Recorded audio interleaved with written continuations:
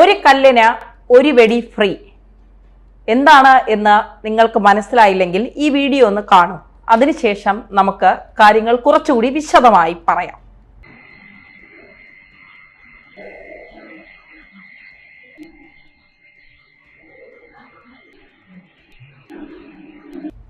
Video കണ്ടല്ലോ.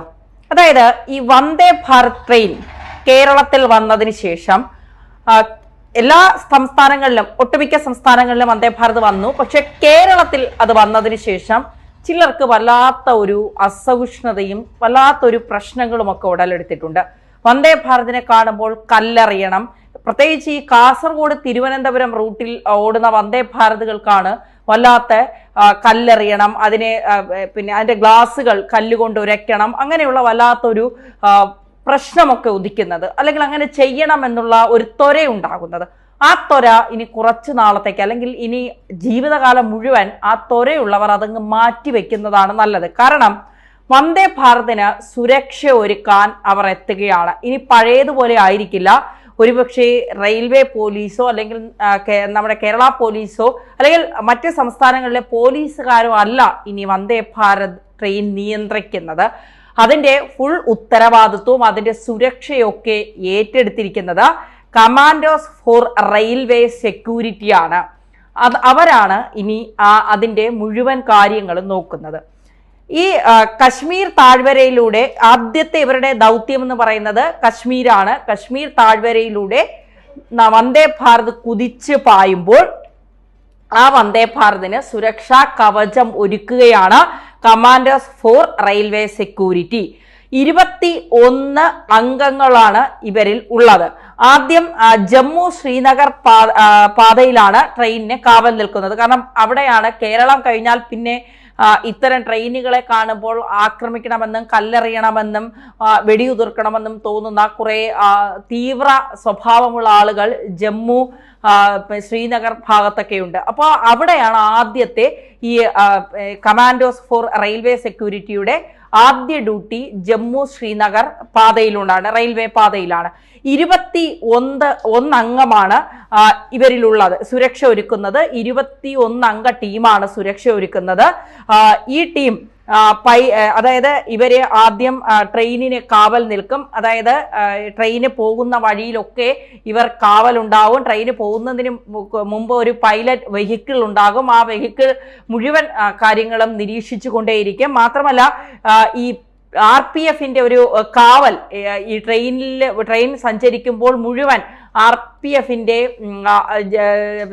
സുരക്ഷാ ജീവനക്കാർ ഈ ട്രെയിനിനുള്ളിൽ സദാസമയം സജ്ജരായിരിക്കും. അതായത് സാധാരണ നമ്മൾ ട്രെയിനിലൊക്കെ സഞ്ചരിക്കുമ്പോൾ, പ്രത്യേകിച്ച് രാത്രിയൊക്കെ ആകുമ്പോൾ, ഒരു ട്രെയിനിനുള്ളിൽ ആളുകളൊക്കെ കുറയുമ്പോൾ നമുക്കൊരു വല്ലാത്ത പേടിയും ഭയമൊക്കെ ഉണ്ടാകും. പല സംഭവങ്ങളും നമ്മുടെ മുന്നിലുണ്ട്. ട്രെയിനിൽ നിന്ന് തള്ളിയിട്ടും പീഡിപ്പിച്ചും ബലാത്സംഗം ചെയ്യുകയും വളരെ മോശമായ രീതിയിൽ പെരുമാറുകയും ഒക്കെ ചെയ്യുന്ന പല സംഭവങ്ങളും നമ്മൾ പലപ്പോഴും കണ്ടിട്ടും കേട്ടിട്ടും ഒക്കെ ഉള്ളതാണ്. അപ്പോൾ അത്തരം സംഭവങ്ങൾ വന്ദേ ഭാരതിൽ ആവർത്തിക്കരുത് എന്ന കൃത്യമായ ബോധത്തിന്റെ അടിസ്ഥാനത്തിൽ RPF കമാൻഡോകൾ ട്രെയിനിനുള്ളിൽ സദാ സജ്ജമായിരിക്കും എന്നുള്ളതാണ് മറ്റൊരു ഏറ്റവും പ്രധാനപ്പെട്ട കാര്യം എന്ന് പറയുന്നത്. ഇനി നേരത്തെ സൂചിപ്പിച്ചതുപോലെ തന്നെ, അതായത് ഈ പൈലറ്റ് വെഹിക്കിളുകൾ ട്രെയിൻ കടന്നു പോകുന്നതിന് മുൻപേ പാത സുരക്ഷിതമാണെന്ന് ഉറപ്പാക്കാൻ പൈലറ്റ് വാഹനങ്ങൾ അവിടെ പരിശോധന നടത്തും. ഇനി ഈ റെയിൽവേ പാളത്തിൽ ആരെങ്കിലും നിൽക്കുന്നുണ്ടോ, ട്രെയിനിന് വരുമ്പോൾ ട്രെയിനിനെ കല്ലെറിയാൻ ആരെങ്കിലും നിൽക്കുന്നുണ്ടോ, ട്രെയിനിന് മേൽ ചാടാൻ ആരെങ്കിലും നിൽക്കുന്നുണ്ടോ, അങ്ങനെയൊക്കെ ഉള്ള ഒരു നിരീക്ഷണം ഈ പൈലറ്റ് വെഹിക്കിൾ വാഹനങ്ങൾ മുന്നിലൂടെ കടന്നു പോകുമ്പോൾ അവർ നടത്തും. ഇനിയുള്ളത് QRT സംഘങ്ങളാണ്. ഓരോ 2 കിലോമീറ്ററിലും റെയിൽവേ പോലീസിന്റെയും സിവിൽ പോലീസിന്റെയും ക്വിക്ക് റിയാക്ഷൻ ടീമുകൾ അവിടെ ഉണ്ടാകും. ഓരോ 2 മണിക്കൂറിലുമാണ്. അതായത് ട്രെയിൻ കടന്ന് പോകുന്ന വഴിയിൽ ഏതെങ്കിലും തരത്തിലുള്ള ആക്രമണം ഉണ്ടാക്കാൻ ആരെങ്കിലും ശ്രമിച്ചാൽ അവരെ കൃത്യമായി മോണിറ്റർ ചെയ്യാൻ ഒരു QRT സംഘം അവിടെ ഉണ്ടാകും. ഇനി ഹൈടെക് തുരങ്കങ്ങളിൽ സെൻസറുകളും അലാറങ്ങളും സജ്ജീകരിച്ച കൺട്രോൾ സിസ്റ്റം അത് തുരങ്കങ്ങളിൽ ഉണ്ടാകും. തുരങ്കങ്ങളിൽ കയറുമ്പോൾ ഏതെങ്കിലും തരത്തിൽ ട്രെയിനിലെ ആളുകളെയും ട്രെയിനിനെ തന്നെ ഇല്ലാതാക്കാൻ ആരെങ്കിലും ശ്രമിക്കുന്നുണ്ടെങ്കിൽ അവിടെ ഒരു സെൻസർ ഉണ്ടാകും. മാത്രമല്ല അലാറങ്ങൾ അവിടെ സജ്ജീകരിച്ചിട്ടുണ്ടാകും. അങ്ങനെ ഈ ഒരു റെയിൽവേയുടെ സുരക്ഷാ സേനയിലെ തന്നെ RPF-ലെ മികച്ച കമാൻഡോകൾ 24 മണിക്കൂറും ട്രെയിനിനുള്ളിൽ സജ്ജമായിരിക്കും. പൈലറ്റ് വെഹിക്കിൾ, അതായത് ട്രെയിന് കടന്നു പോകുന്നതിന് മുൻപ് പാത സുരക്ഷിതമാണെന്ന് ഉറപ്പാക്കാനുള്ള പൈലറ്റ് വെഹിക്കിൾ ഉണ്ടാകും. QRT സംഘങ്ങൾ ഓരോ 2 കിലോമീറ്ററിൽ റെയിൽവേ പോലീസിന്റെയും സിവിൽ പോലീസിന്റെയും ക്വിക്ക് റിയാക്ഷൻ ടീമുകൾ ഉണ്ടാകും. ഹൈടെക് തുരങ്കങ്ങളിൽ സെൻസറുകളും അലാറങ്ങളും സജ്ജീകരണങ്ങൾ ഉണ്ടാകും. 21 അംഗങ്ങളെയാണ്, സുരക്ഷാ ഉദ്യോഗസ്ഥരെയാണ് ഈ ടീമിൽ ഉൾപ്പെടുത്തിയിരിക്കുന്നത്. അത്യാധുനിക സൗകര്യങ്ങളോടുകൂടിയ, അതായത് ഇവർ ഈ കാവല് നിൽക്കുമ്പോൾ അവരുടെ കയ്യിൽ അത്യാധുനിക ആയുധങ്ങളും അതിവേഗ പ്രത്യാക്രമണ ശേഷിയുള്ള ആയുധങ്ങളും ഇവരിൽ ഉണ്ടാകും. അതായത് ചുരുക്കി പറഞ്ഞാൽ വന്ദേ ഭാരതിനെ ആക്രമിക്കാനോ കല്ലെറിയാനോ വന്ദേ ഭാരത് കാണുമ്പോൾ അസ്വസ്ഥരുണ്ടാകുന്നവരെ പിടിച്ചകത്തിടാനുമുള്ള എല്ലാ രീതിയിലുള്ള തയ്യാറെടുപ്പുകളും കേന്ദ്ര സേന റെയിൽവേ നടത്തിക്കഴിഞ്ഞു എന്നുള്ളതാണ് യാഥാർത്ഥ്യം. ഈ വന്ദേ ഭാരത് വന്ന സമയത്തുമൊക്കെ വലിയ രീതിയിലുള്ള, പ്രത്യേകിച്ച് കേരളത്തിൽ, നമ്മൾ കേരളത്തിന് പുറത്ത് ഈ വന്ദേ ഭാരതിനെ ഉപദ്രവിക്കുക എന്ന് പറഞ്ഞാൽ അത് കാണുമ്പോൾ കല്ലെറിയുക, പുതിയ ഗ്ലാസ്സിലൊക്കെ വന്ദേ ഭാരതിന്റെ ട്രെയിൻ പാളത്തിൽ കിടക്കുമ്പോൾ തന്നെ പോയി കല്ലുകൊണ്ട് ഗ്ലാസിനെ ഉരയ്ക്കുക.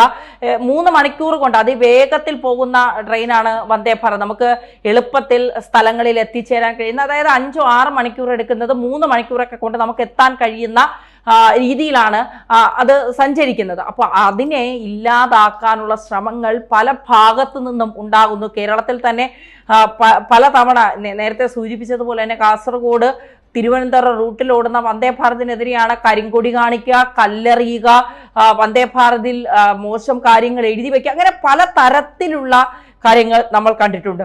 അപ്പൊ അതിനൊക്കെ ഒരു അറുതി വരുത്തുക എന്നുള്ള രീതിയിൽ തന്നെയാണ് ഇപ്പോൾ ഈ കമാൻഡോസ് ഫോർ റെയിൽവേ സെക്യൂരിറ്റി അതിനെ, അതായത് ആ ഒരു ഫോഴ്സിനെ നിയോഗിച്ചിരിക്കുന്നത് എന്നുള്ളതാണ് ഏറ്റവും പ്രധാനപ്പെട്ട കാര്യം. ഇനി ഇപ്പോൾ ആദ്യപടിയായി ജമ്മു കശ്മീർ ശ്രീനഗറിലാണ്. കശ്മീർ താഴ്വരയിലൂടെ പോകുമ്പോൾ ഏതെങ്കിലും തരത്തിലുള്ള ബുദ്ധിമുട്ടുകൾ യാത്ര ചെയ്യുന്ന ജനങ്ങൾക്കുണ്ടാകാതിരിക്കാനുള്ള എല്ലാ സജ്ജീകരണങ്ങളും എല്ലാ ക്രമീകരണങ്ങളും സുരക്ഷാ സേനയുടെ ഭാഗത്തു നിന്ന് ഒരുക്കി കഴിഞ്ഞു എന്നുള്ള വിവരമാണ് വരുന്നത്. ഇത് ഒരു സംസ്ഥാനത്ത് മാത്രമല്ല, പതുക്കെ പതുക്കെ ഇന്ത്യയിലെ വന്ദേ ഭാരത് ഓടുന്ന എല്ലാ സംസ്ഥാനങ്ങളിലും ഈ ഒരു സുരക്ഷ ഉണ്ടാകും. ഇത്തരം സുരക്ഷാ സേന അംഗങ്ങൾ ഉണ്ടാകും.